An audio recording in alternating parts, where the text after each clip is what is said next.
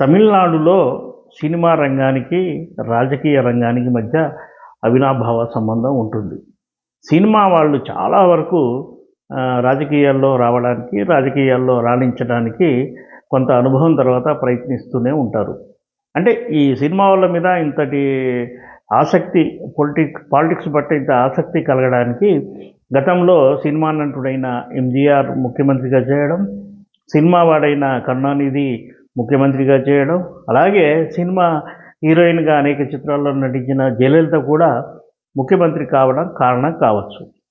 వీళ్ళ ప్రభావం వల్ల చాలామంది హీరోలు, హీరోయిన్లు, క్యారెక్టర్ ఆర్టిస్టులు తమిళనాడు రాజకీయాల్లో మనకు తరచుగా కనిపిస్తుంటారు. ఇటీవలే కమల్ హాసన్ కూడా సొంత పార్టీ పెట్టి పోటీ చేసిన విషయం తెలిసిందే. అంతకుముందు కమర్షియల్ హీరో విజయకాంత్ కూడా పార్టీ పెట్టాడు. ప్రేమసాగరం ఫేమ్ టి రాజేందర్ కూడా పార్టీ పెట్టాడు. ఇలా ఎవరికి వాళ్ళు పార్టీ పెట్టుకోవడం, లేదా రూలింగ్లో ఉన్న పార్టీ లేదా అపోజిషన్ పార్టీలో చేరడం సహజంగా జరుగుతూనే ఉంటుంది. రాజకీయాల్లోకి రావడానికి ఎవరికి అభ్యంతరం లేదు. విజయశాంతి, జయసుధ, జయప్రద, ఖుష్బు, రాధిక, అక్కడ హేమమాలిని, జయబాదురి వీళ్ళందరూ రాజకీయ ప్రవేశం చేసి రాణించిన వాళ్ళే. గతంలో అయితే వేషాలు తగ్గితే సినిమా వాళ్ళకు రిటైర్మెంట్ ఉండేది.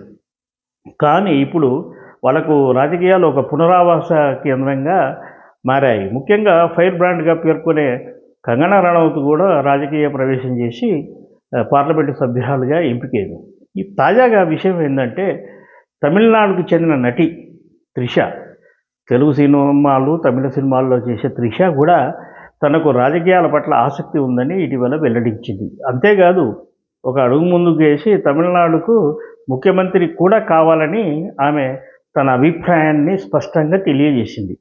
అంటే ఒక జయలలిత లాగా తను కూడా సినీ నటి కాబట్టి రాజకీయ ప్రవేశం చేసి జయలలిత లాగే ముఖ్యమంత్రి స్థానం అధిష్ఠించాలనేది ఆమె కోరికగా ఉంది. అయితే దీని పట్ల అక్కడ రాజకీయ పరిశీలకులు కానీ, మిగతా వాళ్ళు కానీ పెద్ద సీరియస్గా తీసుకున్నప్పటికీ ఎప్పుడో అప్పుడు త్రిష మాత్రం రాజకీయాల్లోకి వస్తుందని భావిస్తున్నారు.